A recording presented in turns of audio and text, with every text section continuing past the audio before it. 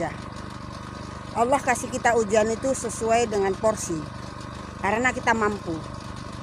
Jadi kalau kamu yang masih diberikan nafkah, walaupun kecil, bersyukur. Karena kamu belum tentu mampu mengerjakan pekerjaan orang lain.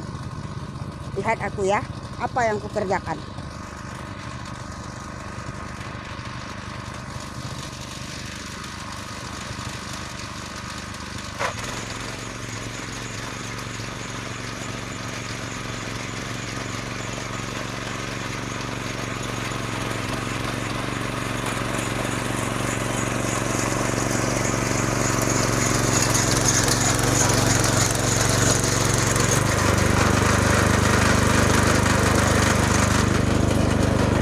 Yang kukerjakan ini saudaraku, supaya aku dapat penghasilan, karena aku nggak ada yang memberi nafkah.